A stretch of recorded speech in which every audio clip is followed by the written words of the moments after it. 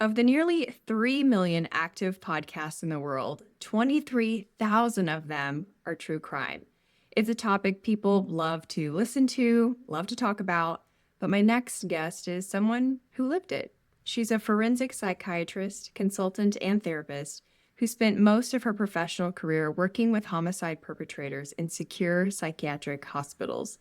She is also the author of The Devil You Know, a book that documents her encounters at the Broadmoor Hospital, the oldest of England's 3 high-security psychiatric hospitals, known for housing its share of serial killers. Despite her considerable face time with those deemed evil, she has an abiding interest in what she calls human goodness and radical empathy. Today, we'll explore the intersecting corners of psychology, philosophy, and psychopathy as we take a close look at ourselves. Mindful observer, compassionate realist, pragmatic philosopher, Dr. Gwen Adshead. Oh, thank you for inviting me. It's a real privilege to come and talk to you. I have really enjoyed reading your book, and I have to say, you probably experienced this as a therapist, but an interviewer, as a podcaster, I kind of have this zoom in, zoom out experience throughout the world. And when I was reading your book, I'm like zooming in, and I love the way that you paint a picture of both the room that you're sitting in, the person you're sitting with, and your own thoughts. And then I zoom out and I realize the level of compassion that you're having for your patients is not just a one-time evaluation, but it's like this prolonged state of compassion because you're seeing patients for months and months at a time, an hour at a time, every single week. And you're kind of sifting through the erratic behavior, the lies, the judgment of themselves, maybe even your own judgment of them. And so my first question is, how do you monitor your own reactions to patients while you're in session with them? It's a really good question. And in part, it's kind of down to training, because one of the things you do when you're training as a therapist is to kind of enhance your ability to monitor what you're thinking. And that's particularly true when you start off and you kind of talk about your sessions with a senior person. Good supervisors will be saying to you, what were you thinking then? What was going through your mind then? And after a while, you get kind of used to doing that. I'm also trained in mindfulness-based cognitive therapy, and I found that particularly helpful. I think also the kind of mindfulness training has been particularly helpful because I have to remember all the time that when I'm monitoring my own thoughts, I'm also wondering whether that's partly a reflection of what's going on for the other person. So, for example, it's not unusual sometimes as a therapist to find yourself sometimes feeling a bit tense or perhaps a bit irritable with a patient. And when you have those feelings, the chances are that's something that you're picking up from the patient. Because we're social animals. We share 98% of our DNA with group animals like chimpanzees and gorillas and baboons. And we communicate emotions to each other. Emotions can even be thought of as kind of contagious. So one of the reasons that I monitor my own feelings and thoughts is partly to kind of make sure that I'm not sort of losing it in some way that would be inappropriate. I might be distracted. And of course, I might bring my own life into things and then I might be thinking, oh, this is making me think of my mum and I don't want to think about my mum right now. I need to get focused on the patient's mum. But then I'd be thinking, oh, that's interesting. I'm thinking about my own mum when he's talking about his mum. So it's something about trying to have an interiority that is a dialogue that's going backwards and forwards between the two of us in the interpersonal space, as well as something that's just going on in the patient's mind. And this is something that therapists do. I think good therapists aspire to be listening while monitoring their own emotional responses, while also thinking about what's going on for the patient emotionally. Well, also trying to be mindful. Good grief, that is a lot. Because the first thing that's coming to my mind is, okay, I understand, especially highly empathic people, which you would assume therapists would be, You can misinterpret the other person's emotions as your emotions because you're empathizing with them so much that you are living in their experience. But then on the other hand, you don't want to transfer your opinions and conclusions about your own emotions to that person, and then also being mindful. That sounds like a lot to sift through, especially when you add in the complexity of, you know, I know not everyone agrees on what psychosis is, but generally speaking, an elevated state of complicated mental unwellness, essentially. For sure. I mean, one of the things that I think therapists learn to do quite early on is really some kind of basic communication skills, which enable you to kind of be available to somebody else and to kind of park yourself and your own reactions for the time that you're having a therapy session. And what's so interesting about this work, and this is why Janet Malcolm, her famous writer about psychoanalysis, called psychoanalysis the impossible profession. And there is something about being a therapist which has this impossibility to it, because you are always present in the room while at the same time trying to take yourself out of the equation. And yet it could hardly be otherwise. But I tell you, one of the things I learned very early as part of communication training, which is if somebody bursts into tears in front of you, there's a very natural action that people often do, which is to say, oh, don't cry, and push a box of tissues across, and here, I didn't want to upset you. But of course, when you do that, you are kind of unconsciously giving a message to the person who's crying that you want them to stop. Because It's upsetting. Because it is upsetting. When people are crying, it is upsetting. And we all know as human beings that tearfulness is distressing, which is why people who are crying, the first thing that comes out of their mouth is usually, I'm so sorry. So we really don't want to stop people crying, but it's very common for rookie therapists, and I was that rookie therapist, to kind of shut people up. It took me a while to learn how to sit with silence and distress and anger, and also get used to saying, no, I'm not sure what's going on here. Can you help me understand what's going on here without the need to kind of impose my own view on what's going on? What a beautiful question. I feel like we could use that. I feel like parents could use that. I don't mean to make light of people who are in a state that requires a psychiatric hospital, but I find that teenagers are very confusing emotionally, and that there, are some underlying similarities there. So that question could be helpful for parents of teenagers. Help me understand what's going on here. I love that. Yeah. I wanted to ask you about also having to sift through the lies, because you said in your book, patients who are in secured psychiatric hospitals are known for lying for a lot of reasons. As a therapist, how do you sift through that? How do you not get sucked into their lies? Because perhaps, depending on what's going on with them, they could be really good at lying. Serial killers, we've all seen those documentaries of, oh, he was very charming and, he was able to have access to these secured areas of this secured building and we don't know how. So he could lie his way through life, basically. How do you handle that? Yeah. Well, I mean, one of the first things I think it's important for all of us to kind of get our heads around is that all of us sometimes deceive other people. Deception is a very important part of human social relationships, but we probably spend more time deceiving ourselves than we do other people. And my experience is that most people who are experiencing psychological distress of any kind are often telling themselves a story which is not completely true. For example, if you think of someone who's really anxious, they are often telling themselves a story that something terrible is about to happen. Or people who are depressed will say to me, I'm a horrible person. I'm just a horrible person. Nobody knows how bad things are. And I remember a friend of mine who became very depressed. And we were having a conversation on the telephone, and I was trying to think of ways to try and help her. And I said, Janie, I think you're not really yourself right now. I think that the you who's talking to me is someone who's kind of got dark emotional glasses on. You can see yourself through a lens of terrible sadness and hopelessness. And I never forget her saying to me in this most hopeless voice, you just don't know me at all, Gwen. That just shows how you don't know me.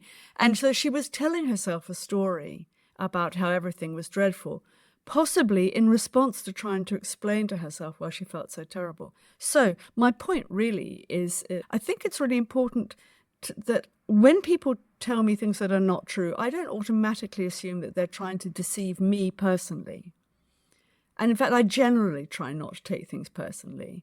If somebody says to me something that I know is not true, then I think, well, I wonder why it's important for that person to tell me that right now. And I'm going to just store that away and come back to it when I need to. One of the other things I do is to assume that most people who are in a tight spot are going to try and mislead others if they can, because that's kind of defensive. And so one of my jobs as a psychotherapist working in forensic settings is to make sure that I link in with other people.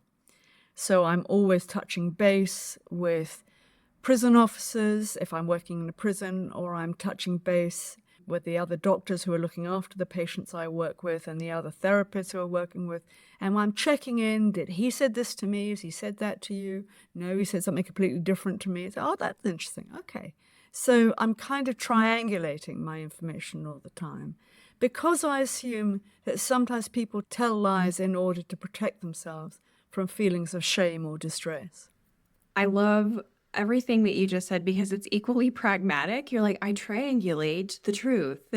And then it's also deeply philosophical about, not just the outward non-facts of whatever the person is sharing, but also the inward story and the implications of what they're telling themselves and what they want you to believe about them, and how that is real messy and like intertwined. There was an example in your book, in fact, that really illustrated that with a woman named Charlie. She said, I took a life, therefore, why should I have a life?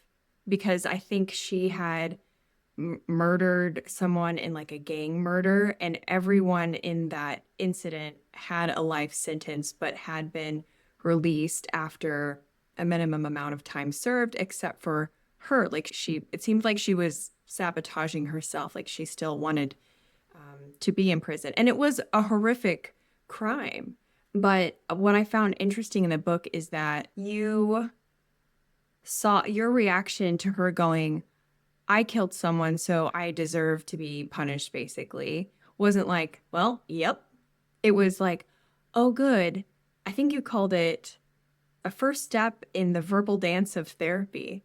And it made me wonder, oh, geez, how many moments in our day-to-day lives are we misinterpreting something someone says as a fact about themselves or about what they say about us, or as offensive, when in reality, it actually could be a statement of potential a hopefulness in a good direction. Yeah. Well, I think that this is a big worry.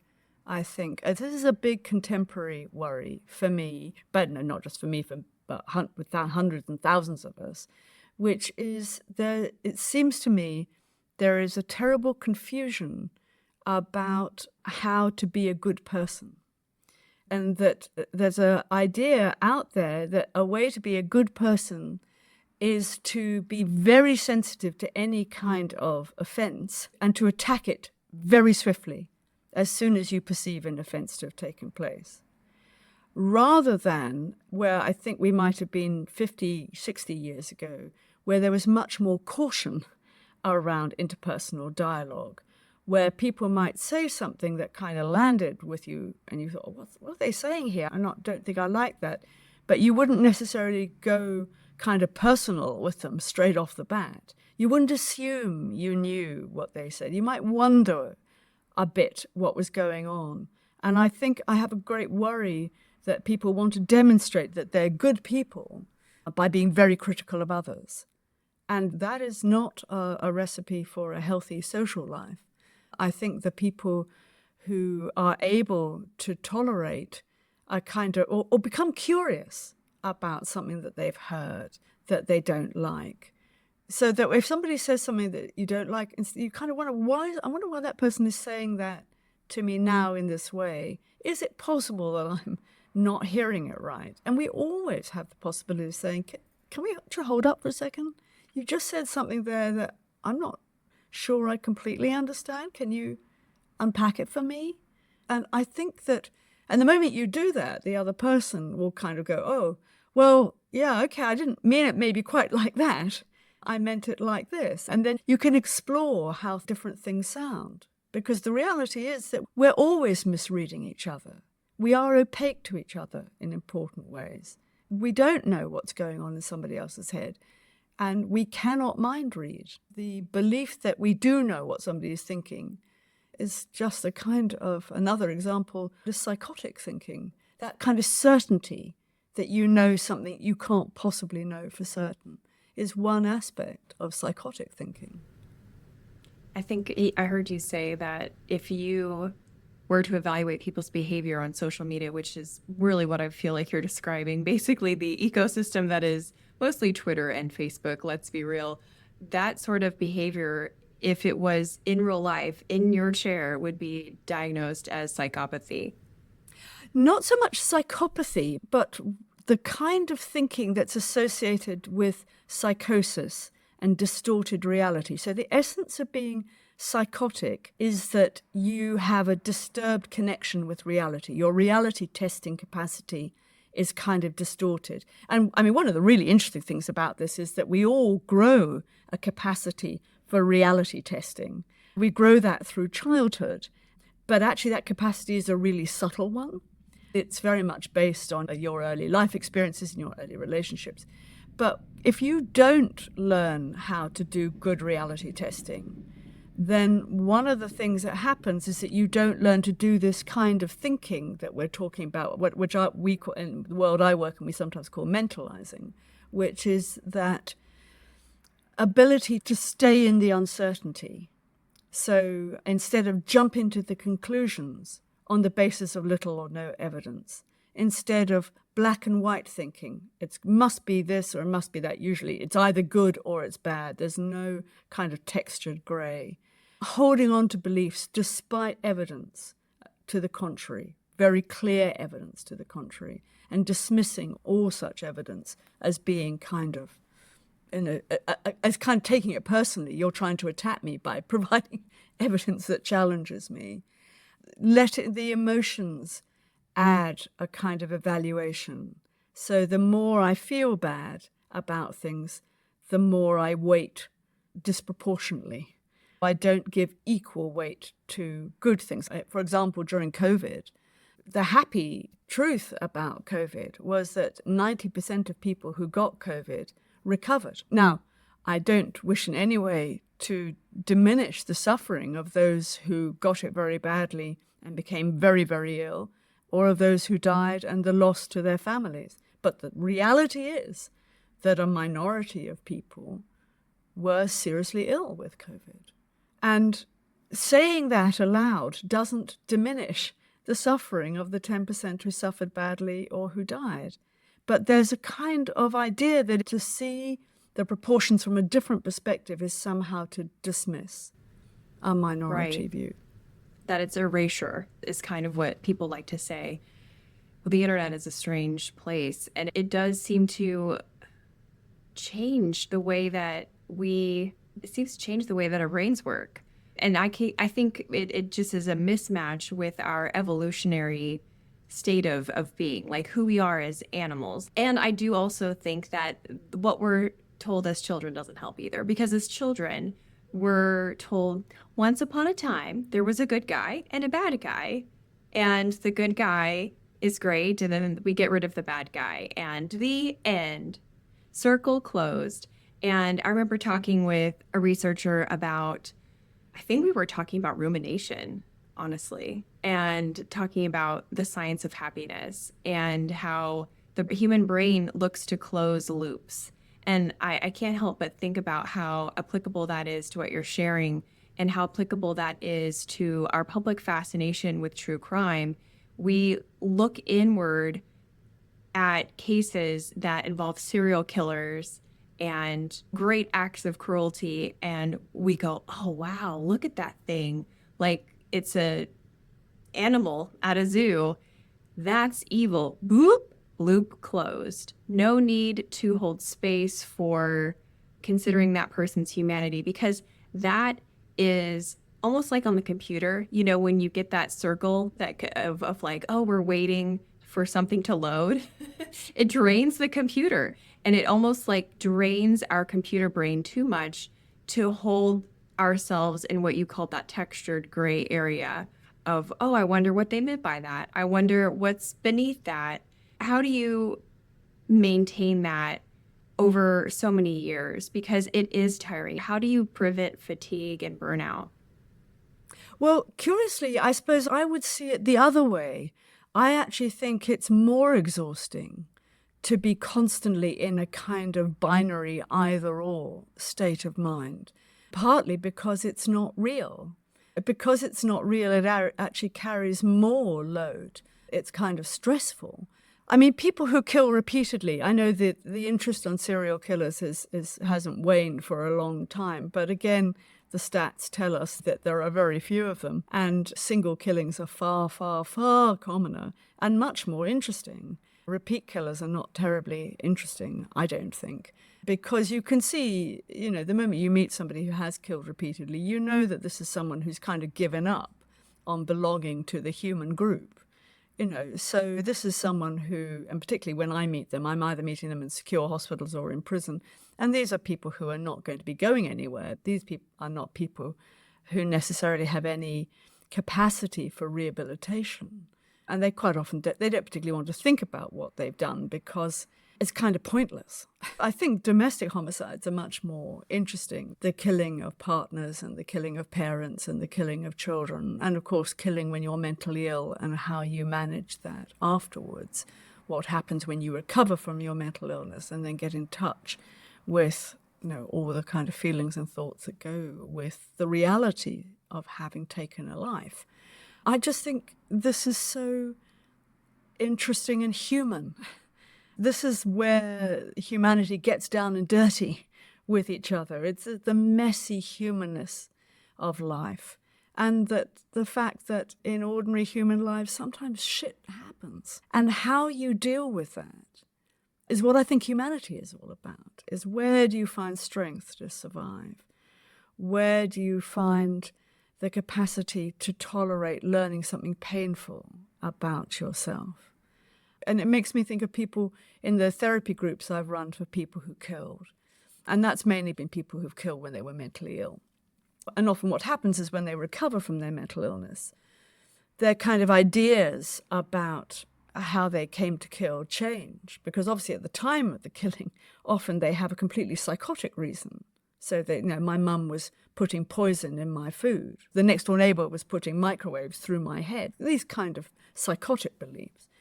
When they recover from that, what they're left with is the damage done and the fact that life will never be the same again. And a guy in one of my groups the other day said, I killed myself when I killed those two people. And he's not wrong about that. I mean, he's speaking metaphorically, but he's not wrong that in a way, the life he had before is over and gone. There is no old John, only John after death. And he has to think about that as well as the impact of what he did on other people and himself. When you say people were in a psychotic state when they murdered, in most cases of the people that in all cases of the people that you're speaking with in session, I couldn't help but think of one man that you talked about in your book that I just had a hard time with. Me looking in, I'm like, that dude's just an asshole. You talk about Marcus in your book. The people prior to Marcus, the chapters leading up to him, they sort of paint this picture of trauma, and I think they were also women, which definitely influences my perception of them, admittedly. But then we get to Marcus. Can you paint a picture for listeners who may have obviously not read your book yet about Marcus so that you can kind of bring them up to speed? And I'd like to know your thoughts on how you have compassion with people like Marcus, and if you have a threshold of where people are just like, nope, that person is what we call evil in our society. Well, I think Marcus, he's based on an amalgam of many different kinds of similar men who I've met who have often killed partners or ex-partners in the context of a relationship breaking up. And I agree with you that these are men who often, when you first meet them, are indeed, I often think they're hard to love. They're hard to like. That's generous. Well, I mean, to me, interesting. I'm like, the world would be better. And I'm just being real. And I want I want to be where you're at. I promise I do, because I'm all about curiosity and nuance. But when it comes to men abusing women and just like flicking them off of the face of the planet, like they're no big deal, I just feel like they're about as valuable as mosquitoes. Like, you know what? I'm all about, nature's balance, but I think we could do without them. Well, I think those feelings and thoughts are very natural.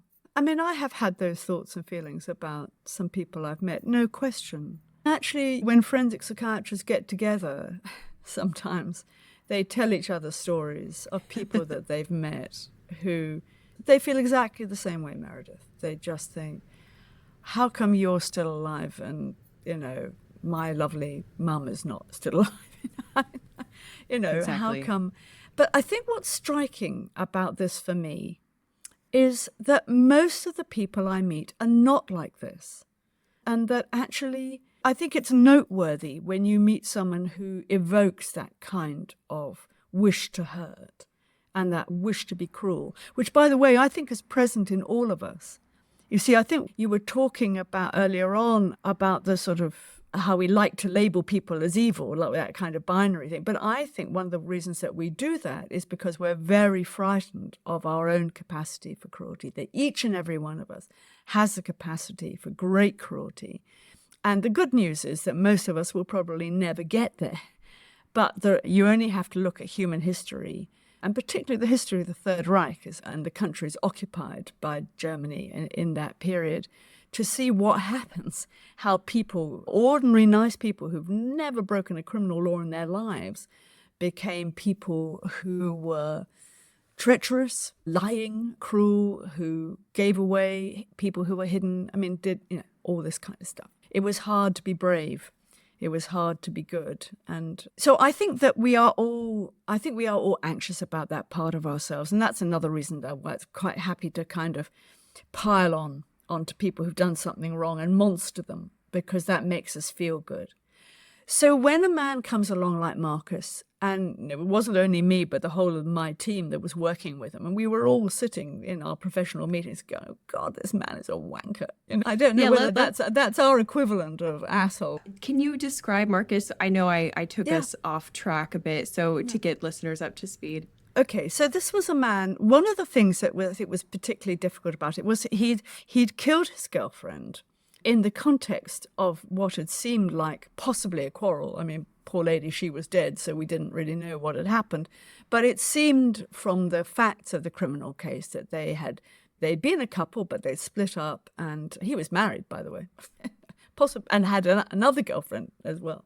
But anyway, so he'd split up from this woman, but they remained friends, and she'd invite him round for a glass of wine, or he'd invite himself round, the details are not absolutely clear, partly because she wasn't there to tell us. And then there'd been some kind of quarrel, and he killed her. I don't know what he claimed in court, but the jury didn't buy it, and he got convicted of murder, and he got life with at least a 20-year tariff. That's the length of time he'd have to spend in prison before he could apply for parole. It might even be longer than that. And that was quite significant because he was 40 at the time. So he was going to be an old guy, when he was eligible for parole, if he was eligible for parole. So he started to try and kill himself in prison. When people do this in prison, it's a disaster for the prison. But prisons can't have people killing themselves. It's a disaster on a number of levels. Even just at the human level, it's a disaster. But actually, it's organizationally a disaster. He kept doing this. He kept trying to kill himself. And he kept saying, I'm going to die, I'm going to kill myself. You better watch me, I'm going to kill myself. And eventually they got very fed up with him and said, can you take him to our unit? So we did take him, although I said, well, we won't take him for long, because I guessed that he was a man who was struggling with the realities of a life sentence and that he couldn't think of any other way to manage except to kill himself. But he was doing it in such a way which didn't evoke any sympathy. You know, there are suicide attempts that evoke a lot of sympathy. There are suicide attempts where you tie something around your neck, but you kind of bang on the door saying, look at me tying things around my neck, which they can sometimes make professionals frustrated and anxious and angry. And the thing that's interesting about that is pretty much what he was feeling. I mean, he didn't like himself either. And so although when I first talked to him, he was kind of, as you say, just being kind of that kind of maleness, which is kind of putting women down, smarmy. Yeah, we've all met that man. But it is only a way of being a man. It's not what all men are like. Hooray, hooray. Hooray. Yeah. And hooray. most men are not like that. But there's a way of being a man which is being condescending, which is looking down your nose, which is kind of controlling. So he was kind of trying to get me on side, and all the time I'm thinking, this man is an utter wanker. And I think that's really interesting. So he thinks he's being very charming, but it's not working. And it's not working on anybody. Nobody likes him. And he's mean to some of the junior female staff, which is also very unusual. Most of our patients are not mean to the nursing staff. They know they need their help. He's being mean and cruel to himself, but he was also being mean and cruel to others. So we needed to find a way to get into that. Luckily, I had a wonderful therapy colleague who saw this particular Marcus, and she was the wonderful colleague I was thinking of when I was writing Marcus. I thought of Jo and just what a wonderful therapist she is. And she has enormous compassion, but she's also very clear-eyed because she works with young offenders and young people. And she worked with him for a while, quite a long time, and we began to see a bit of a change in him. Instead of these kind of half-assed suicide attempts. Look at me, look how suicidal I am, you're not taking proper care of me. A kind of entitlement. He began to get properly depressed, actually. He began to think of himself as the wanker. So he took back the projection that we'd all been wrestling with, and he began to take it into himself. Actually, I am the bad man here. I am the bad man. Yeah, perhaps I do need to die because what have I done? And what have I done to my life? And he was able to tell us then something about his terror of spending the next 20 years in prison and perhaps never coming out until he was an old man. And what would it be like to be old? Which is a big challenge for all of us, actually. Aging is, as Betty Davis said, aging is not for sissies. And it's true. You know, it's not for sissies. And getting old in prison is a tough gig. I wanted to write about Marcus and the other men I've met like him, because often underneath that kind of wanky exterior and that particularly unpleasant kind of narrative is somebody who is actually quite fragile and who needs help. He didn't need to go to hospital. He didn't need to be looked after the rest of his life. We needed to empower him to do the jail sentence that it was his to do without messing about, but to do his time, because that's what the punishment is. You take a life, you have to do a life. That's how the British system has worked for a long time. Most legislations do, and the USA is one of the few, I'm afraid to say. But I will say that I think the death penalty is wrong. I don't think the state should kill. I think it's a bad idea to kill people. If you're not allowed to kill them, the state should definitely not be allowed to kill people. But I understand, as you were saying earlier on, I understand the enormous emotional juggernaut of wanting someone who's killed somebody to suffer, wanting them to disappear. It's complicated. I mean, it is like my uncle was murdered, and I was at that sentencing hearing for his murderer. We were all hoping for the death penalty, and it wasn't till a week after that sentencing was complete that I stopped to think about, oh, do I support this? Because I just got so wrapped up in this guy being such a fucking little prick, because he was like flirting with the character witness people like literally winking at them. And he wore this attitude like, oh, I found religion. You know, I'm with God now. We're like, you shot our loved one in the back with his gun as he was writing you a check that you burst through the door and demanded he give you. He was literally giving you the money that you demanded. He killed, I think, a handful of people, at least 3. So he was on a rampage of killing. And so it's like in these, it's again, the zooming in and the zooming out. So I was so zoomed in that I forgot to zoom out and go, is this okay? And to this day, I'm not sure how I feel about it because our American prison system is, oof, It's a whole episode. It is a different episode, and I don't claim to have any easy answers, but I do think that we all have to take vengefulness seriously and think about it as an emotion that is meaningful. But like many emotions, we may have to get a handle on it in the same way that we teach our children to manage their anger, and we teach ourselves to manage our sadness and our hatred. It may be that we all have to think carefully, each of us, about how we're going to manage our wish to hurt, our wish to be revenged. It's not that the wish to be revenged is odd or wrong, but I think that it is very human. But I think that it may not be something that we can afford long term. You know, I have talked about this in other places, and I have had people who say, you know what, in fact, an American who wrote to me and say, you know what, I've carried my vengefulness towards the person who hurt my family, and I feel just fine about that.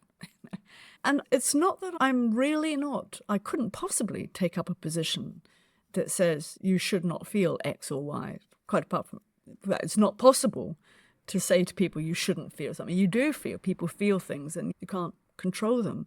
But you can control, or at least explore, the ways that you react to emotions. I think that's true. And I think that we can all teach ourselves to respond to painful emotions better. We can all get better at that, you know. And as you were saying earlier on, it really starts at home. Just how do we do conflict at home with our partners, with our teenage children? You know, I feel the... You feel that deeply? Oh, yes. But also the emotions with dementing parents. Yeah. Oh, that's hard. Oh, boy, hard. That's hard. The sadness, the anger, the frustration. Being a carer, you know, we put carers on pedestals, which is jolly hard for them because they don't get a chance to talk about all the horrible feelings that go with being a carer. And actually, the more you can enable them to do that, the better it is. Again, somebody in our homicide group last Friday was saying he killed a stranger when he was very mentally ill, but he did spend a little bit of time in prison before he came to the hospital, and I can't remember why. There was a reason, but he said, I'm so grateful to have this opportunity to talk about what I've done, because in prison I was just banged up behind my door for 23 hours a day, alone with my thoughts, and I didn't really know what was going on, and I didn't have a chance to talk about what happened and what I was thinking and what I was doing, whereas now I have this chance to talk and to really think about what I've done with people who've done the same thing, and with therapists who want to help me think about this.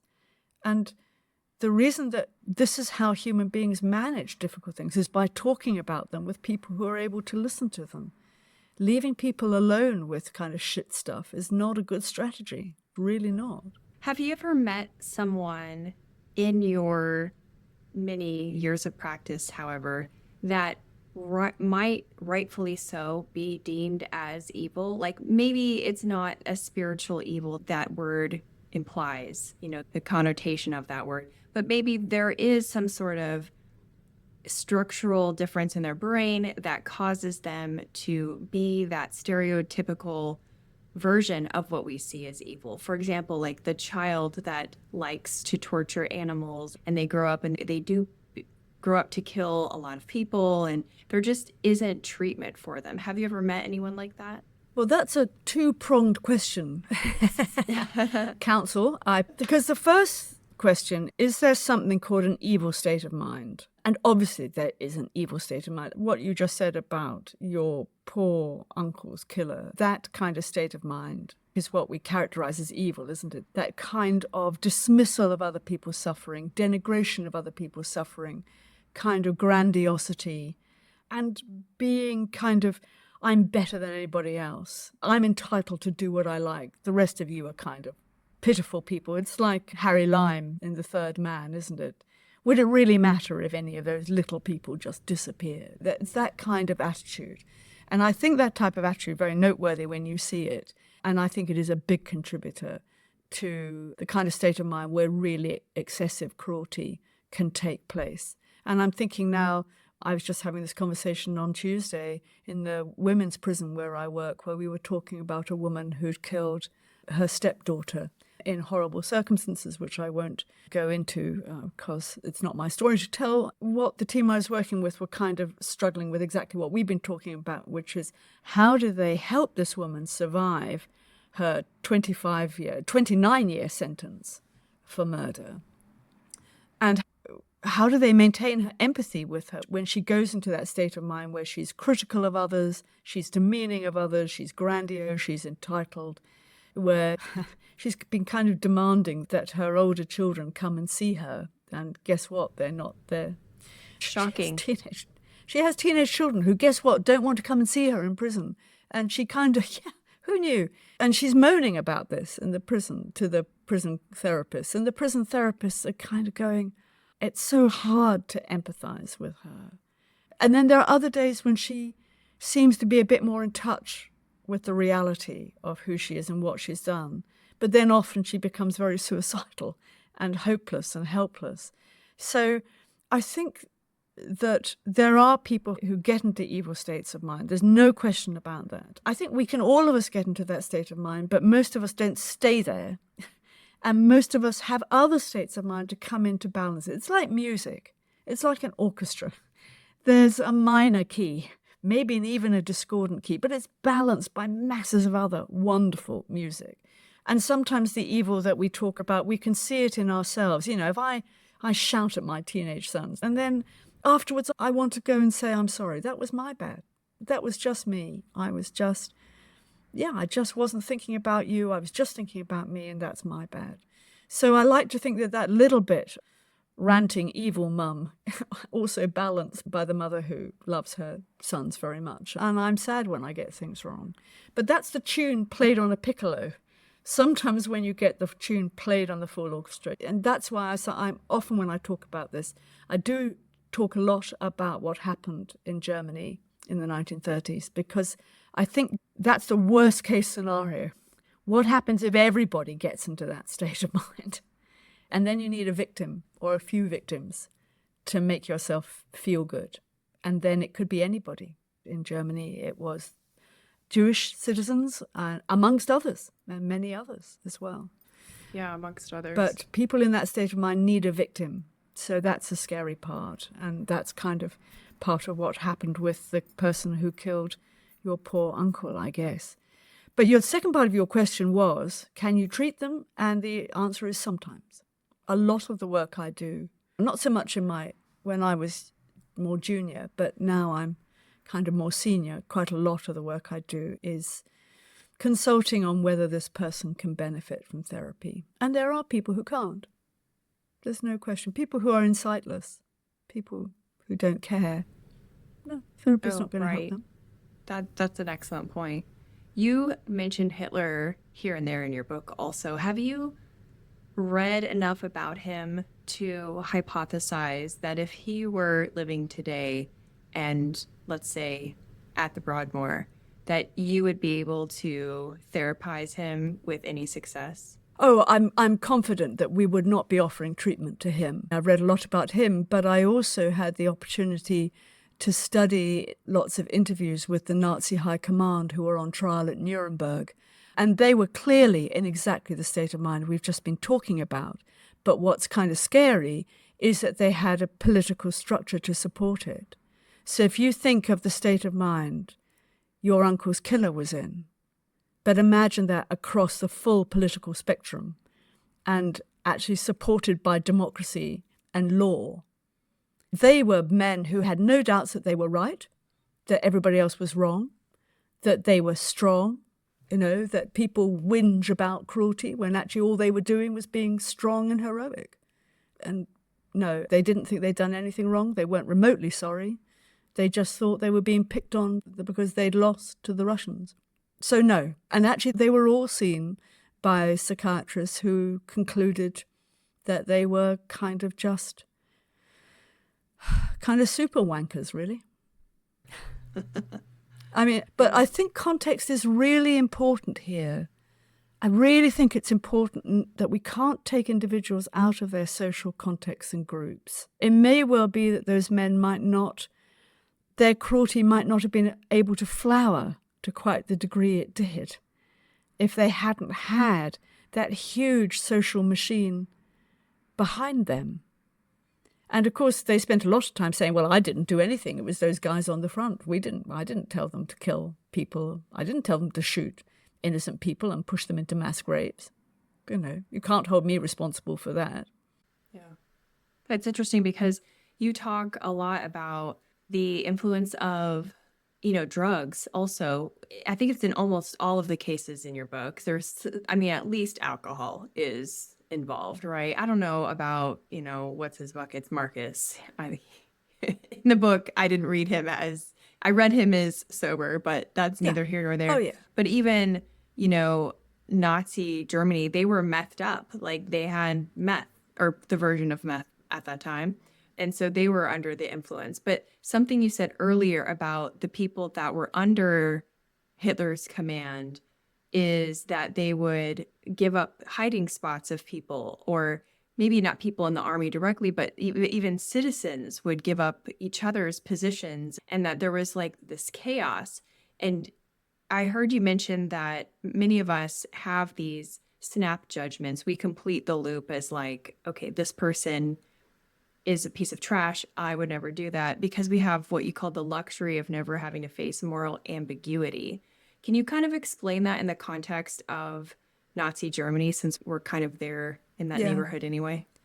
Yeah, well, I think when you live under those kind of regimes, when the government itself cannot stand for goodness, but is embodying treating human beings in inhuman ways, then I think what is right and wrong, it's not that becomes less clear, but it becomes much harder to do. I think you require a lot of strength of character, a kind of faith in yourself. I don't mean religious faith, although religious faith can be kind of useful in those circumstances. It was only the protest by the bishops in Germany that brought an end to the killing, the deliberate killing of psychiatric patients. Well before the Holocaust started, the Nazis brought in a law that said there was life that was unworthy of life, and psychiatric patients were killed by the staff who were looking after them, not by soldiers or Gestapo or the police, but by the people who were looking after them. We live in a time where there's a lot of attention to goodness and badness, and we think we know where the goodness and the badness lies, but I think what's happened now is that there's not much attention done enough to our own goodness. I think we ought to be taking our own moral inventory, as they say in AA. I think we can, all of us, get better at doing that, and we don't have to be ashamed about that. That's what we need to do at the end of every day, to celebrate the good things that have happened and you've been part of, but also to think, how about those moments where I wasn't quite as good as I would have liked to have been? What was happening there? Why did I do that? And just hold that capacity. We all have that capacity for messing up. And if we look after that and have some compassion on that, I think paradoxically that may help to protect us when we find ourselves in situations where there are very profound moral dilemmas. I couldn't think of a more beautiful way to wrap up this conversation than that thought. Thank you so much for exploring these interesting corners of our society with us. Thank you for exploring them in real life. And thank you for writing this fabulous book. It really is an excellent read. tell people where they can find it and how they can kind of be in your world if you have any future projects that they may benefit from being a part of. Well, I mean, the book is available in the usual way on Amazon and independent booksellers and easy to get hold of. I want to reassure people that it's quite an easy read. It's not got lots of technical stuff in it. It's not kind of gory. It's not kind of dwelling on the horrors or the terrors. It's really an invitation to come and see what my world is like and what it's like to come and sit and talk with people. Eileen Horn, who is my co-author and who made it possible, she and I really put a lot of heart and soul into this book. And so I really hope that people will find it interesting. And we're working on another book about trauma, which I hope will also be interesting and helpful for people. Yes, absolutely. Well, thank you again. This has been fantastic. Thank you so much for inviting me, Meredith. It's been a real pleasure.